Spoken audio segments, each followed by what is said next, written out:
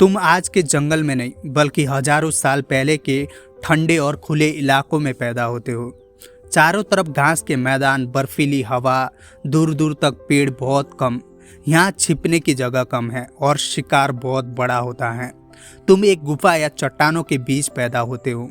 माँ ने यह जगह सोच समझ कर चुनी होती है ताकि हवा, बारिश और बड़े शिकारी अंदर ना आ सके। जन्म के समय तुम बहुत छोटे होते हो, आंखें बंद हैं, शरीर कमजोर हैं, दांत नहीं निकले हैं, तुम चल नहीं सकते, भागना तो दूर की बात है। अगर इस समय माँ आसपास न हो तो तुम जिंदा नहीं रह सकते। तुम्हारी माँ तुम्हें चाटती हैं, इससे तुम्हारे शरीर पर लगी गंध हटती हैं ताकि कोई शिकारी तुम्हें सूंघ न सके। वह तुम्हें दूध पिलाती हैं, दूध ही तुम्हारी पूरी दुनिया है। तुम्हारी आवाज़ बहुत धीमी होती है।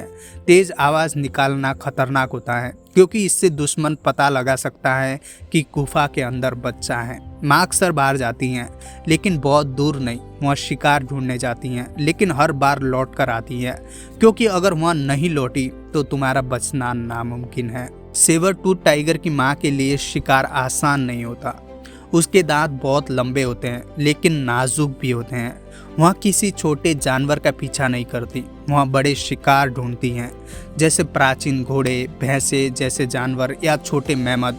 इसका मतलब है शिकार बड़ा है, जोखिम ज़्यादा है, चोट लगने का खतरा ज़्यादा है और अगर माँ घायल हो गई तो बच्चे भूखे मर सकते हैं।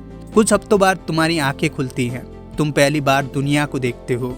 अंधेरा, चट्टाने, माँ का बड़ा शरीर। तुम बाहर की दुनिया नहीं जानते लेकिन तुम्हें पता है माँ ही सुरक्षा है। तुम रेंगने लगते हो।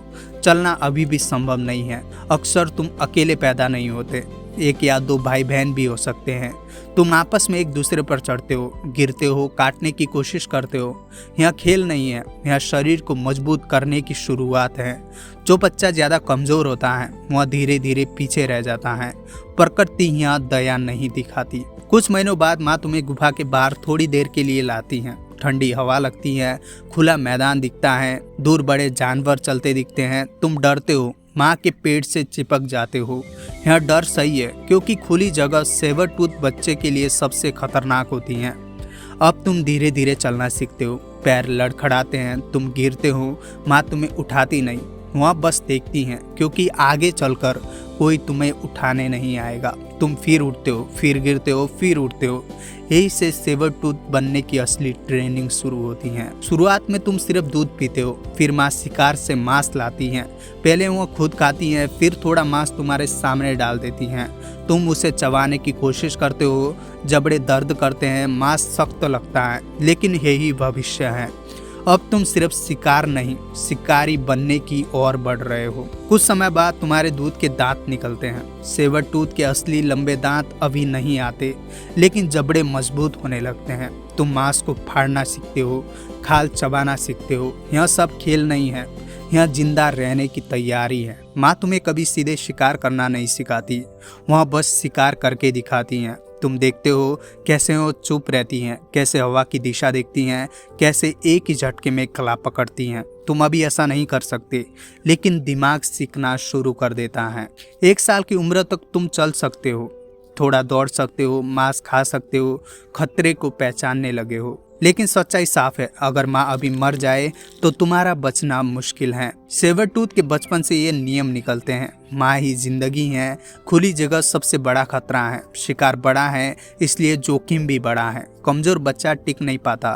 खेल भी असल में ट्रेनिंग है, यही बचपन खत्म होता है। अब तुम्हारा शरीर तेजी से बदलने लगता है, कंधे चौड़े हो रहे हैं, पैर लंबे और मजबूत हो रहे हैं, छाती भारी होने लगती हैं। सबसे बड़ा बदलाव तुम्हारे दांतों में होता है। अब तुम्हारे सेवर्स यानी लंबे नुकीले दांत धीरे धीरे बाहर आने लगते हैं।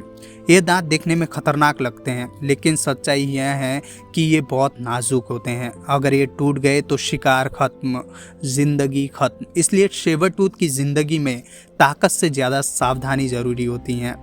अब माँ हर समय तुम्हारे साथ नहीं रहती, वह शिकार पर अकेले जाती हैं, कभी कभी कई घंटों तक नहीं लौटती। तुम गुफा में बैठे इंतज़ार करते हो, भूख लगती है, डर भी लगता है, लेकिन यही ज़रूरी है क्योंकि आगे चलकर कोई तुम्हारा इंतज़ार नहीं करेगा। अब तुम खुद बाहर झांकने लगते हो, हवा की गंध सूंघते हो, दूर चल रहे जानवरों को देखते हो।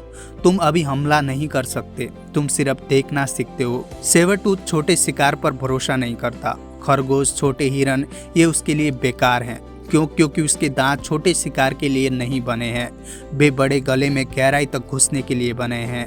अब तुम यहाँ समझने लगते हो कि कौन जानवर धीमा है, कौन बूढ़ा है, कौन झुंड से थोड़ा अलग है। माँ जब शिकार करती हैं तुम दूर से देखते हो, तुम देखते हो वहाँ सीधे दौड़ती नहीं, वहाँ चुपचाप पास जाती हैं, एकदम सही समय पर कूदती हैं, कोई गलती नहीं, एक ही मौका, पहली असफल कोशिश। एक दिन तुम खुद कोशिश करते हो, तुम एक छोटे घोड़े जैसे जानवर के पीछे दौड़ते हो। तुम तेज हो लेकिन अनुभव कम है, जानवर तुम्हें देख लेता है, वहाँ भाग जाता है। तुम दौड़ते हो लेकिन फिसल जाते हो, जमीन सख्त है, पैर में चोट लगती है, तुम समझ जाते हो गलत समय पर हमला यानी चोट, और सेवरटूथ के लिए चोट मौत का रास्ता बन जाता है। तुम अकेले शिकारी नहीं हो, उस समय के मैदानों में और भी खतरे हैं। डायर वुल्फ्स, बड़े भेड़िए, कैब लॉयंस, दूसरे सेवरटूथ नर, ये सब तुम्हें मार सकते हैं। अगर तुम किसी बड़े नर सेवरटूथ के इलाके में चले जाओ तो वहाँ तुम्हें बिना सोचे मार सकता है। इसलिए अब तुम सीखते हो कहाँ जाना है और कहाँ नहीं। अब तुम्हें मादाओं में फ़र्क दिखने लगता है। कुछ मादाएं अलग तरह की गंध देती हैं, उनके पास बड़े नर ज़्यादा रहते हैं। तुम पास जाना चाहते हो, लेकिन जैसे ही तुम आगे बढ़ते हो एक बड़ा नर गुर्राता है, उसकी आवाज़ में सीधा संदेश होता है, पीछे हटो। तुम हट जाते हो क्योंकि अभी लड़ना बेवकूफ़ी होती है। अब तुम्हारी लड़ाई या खेल नहीं रही। अब तुम किसी के सामने खड़े होते हो तो उसका मतलब है कि या तो तुम जीतो या घायल हो जाओ। तुम अपने जैसे जवान सेवरटूथ से भिड़ते हो, पंजे चलते हैं, दांत दिखते हैं, लेकिन तुम गला नहीं पकड़ते क्योंकि यह असली लड़ाई नहीं है, यह परीक्षण है। अब माँ तुम्हें छोटे मोटे शिकार पर अकेले छोड़ने लगती हैं। कभी कभी वहाँ तुम्हारे साथ चलती हैं, लेकिन हमला करने नहीं देती। अगर तुम गलती करते हो तो वहाँ बीच में नहीं आती। यह क्रूर लगता है, लेकिन यही असली ट्रेनिंग है। कुछ दिन ऐसे आते हैं जब शिकार नहीं मिलता, तुम भूखे रहते हो, कमज़ोर महसूस करते हो, लेकिन सेवरटूथ के लिए यह आम बात है। यह तुम्हें सिखाता है हर दिन खाना तय नहीं है। अब तुम समझने लगते हो कि सेवरटूथ सिर्फ ताकत से नहीं जीता, वह जीता है सही समय चुनकर, सही शिकार चुनकर, गलत लड़ाई से बचकर। जो हर बार भिड़ता है वह जल्दी मरता है। इन बातों से साफ होता है सेवरटूथ के दांत बहुत खतरनाक लेकिन नाजुक होते हैं। गलत हमला जानलेवा हो सकता है। माँ धीरे धीरे दूरी बनाती हैं, अकेले शिकार की शुरुआत होती है। हर लड़ाई लड़ना बेवकूफ़ी होती है, अनुभव ताकत से ज़्यादा ज़रूरी है। अब तुम पूरी तरह वयस्क हो चुके हो। अब तुम वही बन चुके हो जिसके लिए तुम्हारी पूरी जिंदगी की तैयारी हुई थी। एक ऐसा शिकारी जो एक ही मौके में शिकार गिरा सकता है। लेकिन यही हिस्सा यहाँ भी दिखाता है कि सेवरटूथ की ताकत कहाँ ख़त्म होती है और उसकी ज़िंदगी कितनी नाजुक होती है। अब तुम्हारा शरीर अपने चरम पर है। कंधे बहुत चौड़े हैं, पैरों में ज़बरदस्त ताकत है, छाती भारी है, और सबसे अहम तुम्हारे लंबे सेवर्स पूरी तरह निकल चुके हैं। ये दांत तुम्हारी पहचान है। इन्हीं से तुम शिकार को मारते हो, लेकिन इन्हीं की वजह से तुम्हारी ज़िंदगी खतरे में भी रहती है। अब तुम किसी के पीछे बेवजह नहीं दौड़ते। तुम दौड़ते हो हर दौड़, हर छलांग, हर हमला जोखिम है। तुम छोटे जानवरों को नज़रअंदाज करते हो। तुम्हारा ध्यान सिर्फ बड़े शिकार पर होता है, जैसे प्राचीन घोड़े, बड़े हिरन, भैंसे जैसे जानवर, कभी कभी छोटे मेहमत। तुम पहले देखते हो, हवा की दिशा जांचते हो, फिर चुपचाप पास जाते हो। तुम दौड़ते नहीं, तुम अचानक हमला करते हो। एक तेज छलांग, गर्दन पर पकड़, सेवर्स गहराई तक जाते हैं। अगर सब सही हुआ तो शिकार गिर जाता है, अगर जरा भी गलती हुई तो तुम्हारे दांत टूट सकते हैं। और यही सेवरटूथ की सबसे बड़ी कमजोरी है। सेवरटूथ अकेले रहता है, न झुंड होता है, न कोई मदद। अगर तुम घायल हुए तो कोई तुम्हारा शिकार लाकर नहीं देगा। अगर तुम भूखे रहे तो कोई हिस्सा बांटने नहीं आएगा। यहाँ पूरी तरह या तो तुम या मौत की जिंदगी है। अब तुम मादा के करीब जा सकते हो, लेकिन यहाँ आसान नहीं होता। तुमसे बड़े नर भी मौजूद होते हैं। अगर कोई नर तुम्हारे सामने आकर घुर्राता है तो यहाँ सीधी चुनौती होती है। लड़ाई होती है, पंजे चलते हैं, शरीर टकराते हैं, लेकिन कोई भी सीधे गले पर वार नहीं करता। क्योंकि यहाँ लड़ाई नहीं, यहाँ आत्महत्या हो सकती है। अक्सर एक पीछे हटता है, जो पीछे हटा वही जिंदा रहा। समय के साथ तुम्हारी ताकत धीरे धीरे घटती है। पहले जितनी तेजी से छलांग लगाते थे अब उतनी नहीं लगती। पैरों में हल्का दर्द रहने लगता है, सांस जल्दी फूलने लगती हैं। तुम यह महसूस करते हो लेकिन स्वीकार नहीं करते, क्योंकि सेबर टूथ के लिए कमजोरी दिखाना मतलब मौत को बुलाना होता है। एक दिन तुम बड़े शिकार के पीछे जाते हो। शिकार गिरता है लेकिन मरता नहीं। वह तड़पता है, पैर मारता है, तुम पास जाते हो और उसी पल एक तेज झटका लगता है। शिकार का खुर तुम्हारे चेहरे पर लगता है। एक सेबर टूथ दांत टूट जाता है। दर्द नहीं लेकिन सच्चाई साफ है। अब तुम्हारे पास वह हथियार नहीं रहा जिस पर तुम्हारी पूरी जिंदगी टिकी थी। अब तुम बड़े शिकार को ठीक से मार नहीं सकते। तुम शिकार करते हो लेकिन हमला कमजोर पड़ जाता है।